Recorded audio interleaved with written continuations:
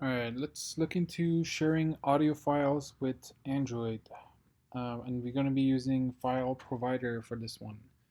If you have seen my other video, we'll be using the same logic. In that case, we were sharing photos. In this case, we're going to be sharing audios. But in both cases, they will be behaving similar. So I have two buttons here. First one will just be sharing one audio file. In this case, I'm just going to be using Gmail. And after I click that, you can see there's an audio file attached, audio.mp3. And there's a second button. If I click on this one, we'll do the same thing, but in this case, we'll have three audio files. And they are at this moment stored in the download folder. Essentially, I will be saving these right when the application opens, but that may go outside of the scope of this tutorial. So we'll be looking into sharing these audios using the app. Okay, so to get started, the code is available in GitHub, so you can follow along that way if you'd like, or just clone it from GitHub if that helps as well for you. So I mentioned we're going to be using file providers, and we're going to be looking at a couple of different places. The first place will be in the manifest. You will be adding a provider tag in here and going through the fields one at a time. The first one is name. That one will be static, but depending on if you're using Android X for Android Jetpack or you're using the older version support, you will either be using android.support.v4 content.fileprovider, or you will just be using Android X version of it. In this case, if I go to my Gradle, you'll notice that I have Android X libraries imported, which are the new jetpacks provided by Android. So I will be using this one. The authorities is just a unique identifier that you will need to provide. The recommended string is to simply use your package domains plus file provider. So in this case, if we look at the directories of my app, I have the com, restart, share audio files, and I've also added the file provider. If the authorities are similar between different apps, it may cause issues, so they're asking us to use unique IDs. The exported will always be false, and we will need to be granting temporary permission to other apps, so this will always be true as well.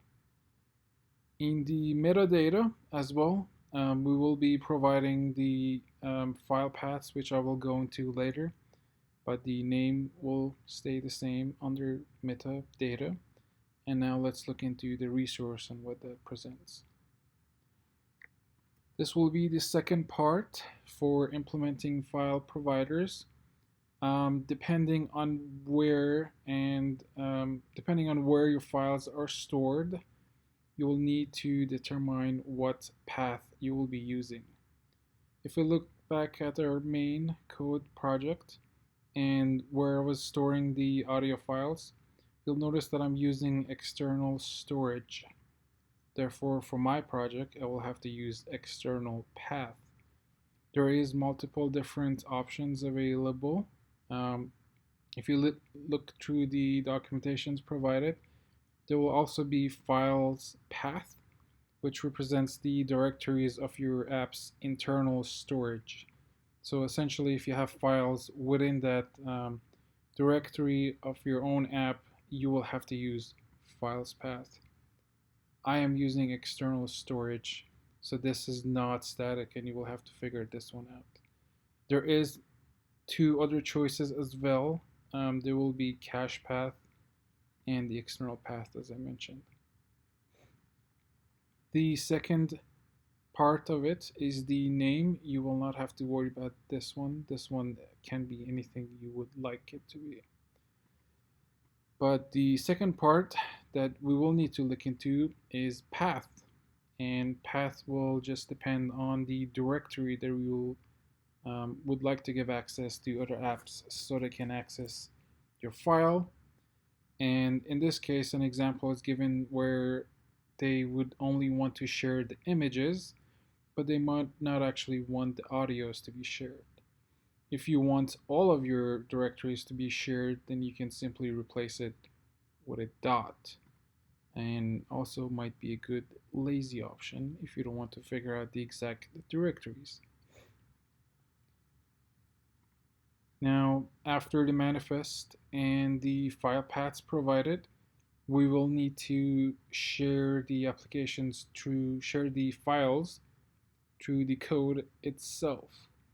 If we look back at our emulator, we'll have one button which we looked at is sharing one audio file, and another button that was sharing 3 audio files. So for simplicity, here they are. We have a function where we actually share one audio and another one where we share 3 audio files. So let's look at the first one.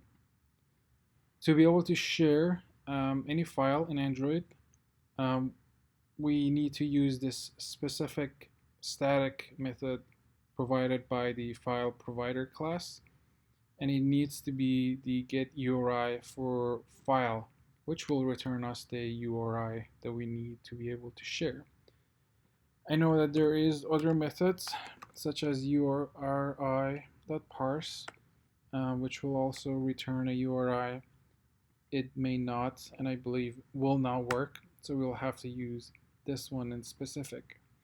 And the reason for that is that this one will take authorities besides the context and the file, which we'll be sharing with other apps. It will also need that specific string that we mentioned in manifest, the one where it needs to be based on your package domain plus file provider. I have also saved the exact string as a object member up here, but essentially this is what that is that we also need to provide the authority before actually sharing the files. To be able to share it, we'll be using an intent, as most things with Android. And in this case, since we're sending the file to other apps, we'll need to use the intent.action send. And the data type that we'll be sending here is the stream of data. And then it will also need the path of where it can find it. And in this case, we have the path a little bit up there. The grant URI permission is also needed when you're going to be sharing any files that are of type binary. So audios, photos, videos. And in this case, we are using audios. My audios are MP3, but you could also change the formats. So it could also be a star, which means that you might be sharing multiple type of audios, or you could be sharing any file of any type. I will revert this back, but this is following a MIMI, I believe it's called, a MIMI data type, and this is something that you can look into, and it's pretty standard, and Android is following that logic. And after that, we'll just start an activity, which will create a chooser, and in this case is the dialog that pops up. If there's only one application that can support that specific data type, it will automatically open that app. If there's more than one, it will give the user a chance to actually choose from it. The same logic goes for sharing 3 audios, but in this case, we need to look into 2 things. Instead of just saying action send, we need to say action send multiple, because we'll be sending multiple files. We'll be doing extra stream, same way we did as the first one, but in this case we have path, which is an array list of the URIs. Same logic, we'll just have a list of them. So in this case, we just had the first audio, but we'll be duplicating the same logic for our first one, second one, and our third one. And in this case, when we create the activity and the chooser, we'll notice that the same options come up, but it is less. So in this case, there were multiple applications such as messages or Bluetooth that likely cannot receive multiple MP3 files.